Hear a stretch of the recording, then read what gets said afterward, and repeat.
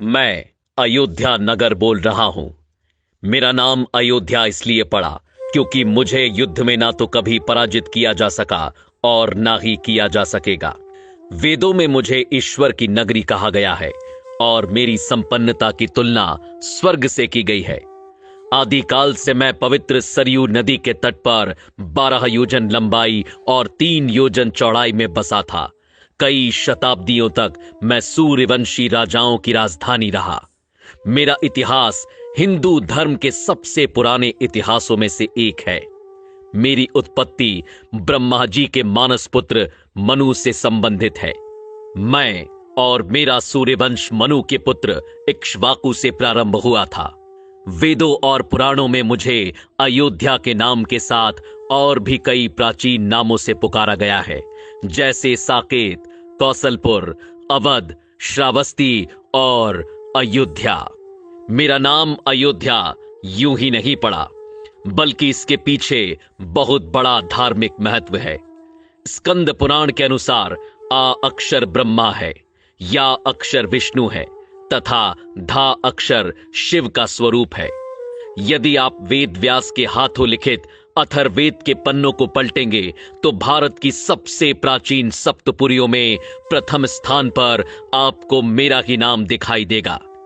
रामायण काल से मैं कौशल जनपद की राजधानी हुआ करता था, इसलिए मेरे आराध्य प्रभु श्री राम को कौशलपुर राजा के नाम से भी जाना गया। मैं अयोध्या बोल रहा हूं। कितने ही देवता, दानव, मनुष्य और शासक आकर चले गए, सदियां बीत गईं और फिर युग बीत गए, लेकिन मैं यहीं सरयू के तट पर अडिग रूप से खड़ा सब कुछ देखता रहा। मैं वो महासौभाग्यशाली नगर हूं जिसकी गोद में खेलकर रघुनंदन श्री राम बड़े हुए। वो जन्मभूमि जहां मेरे आराध्य रामलला ने पहली किलकारी की। वो दशरथ महल जहां मेरे प्रभु का बचपन बीता। वो वन मार्ग जहां से गुजरकर रामचंद्र जी गुरु वशिष्ठ के साथ गुरुकुल गए। वो अवधपुरी जहां से श्री राम की भव्य बारात निकली थी। वो कनक महल जो महारानी कैकई ने सीता जी को मुंह दिखाई पर भेंट किया था। वो सरयू का किनारा जहां श्री राम और मां सीता ने पहली होली खेली। वो हनुमान गढ़ी जहां हनुमान जी ने कई वर्षों तक रहकर अयोध्या की रक्षा की।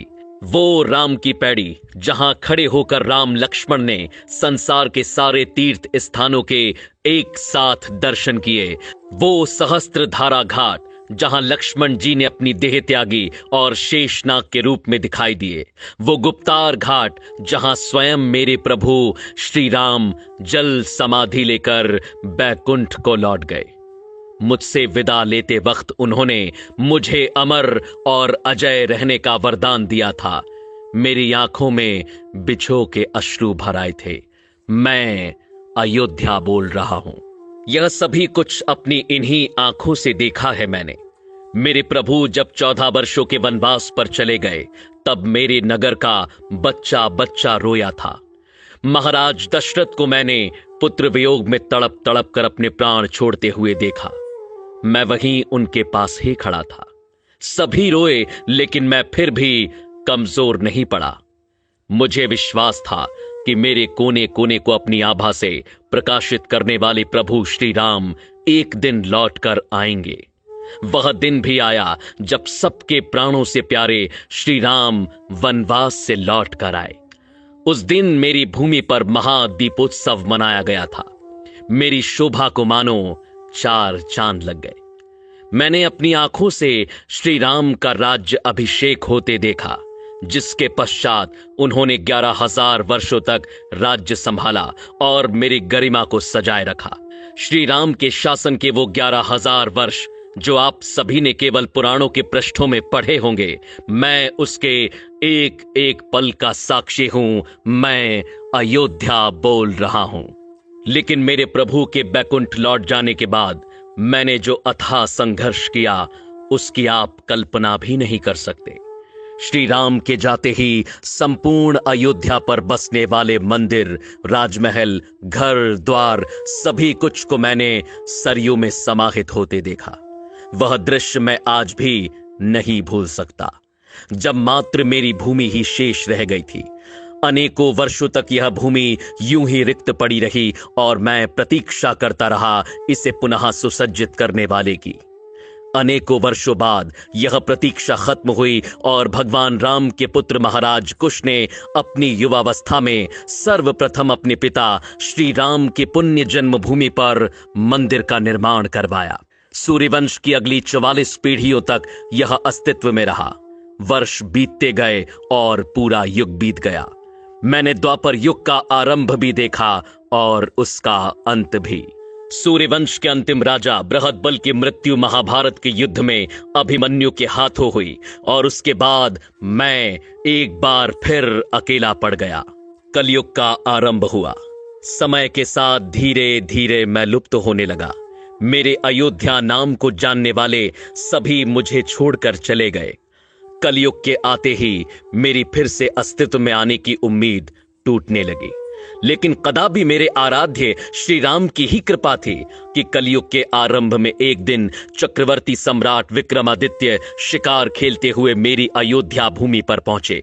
मुझे एक असामान्य भूमि जानकर उन्होंने खोज आरंभ की और यह ज्ञात किया कि यह श्री राम की अवध भूमि है। तब विक्रमादित्य ने यहां भव्य राम मंदिर के साथ साथ 360 मंदिरों का निर्माण कराया, जिनकी भव्यता देखते ही बनती थी। कलयुग में मुझ अयोध्या का अस्तित्व एक बार फिर लौट आया। इसके बाद समय समय पर मैंने अच्छे और बुरे दिन देखे, लेकिन मैं अडिग रहा। साल 1033 में मुगल आक्रांता सालार मसूद ने मेरे मंदिरों को ध्वस्त किया, जिसके बाद गढ़वाल वंश के राजाओं ने फिर मंदिर का निर्माण कर मुझे खड़ा किया।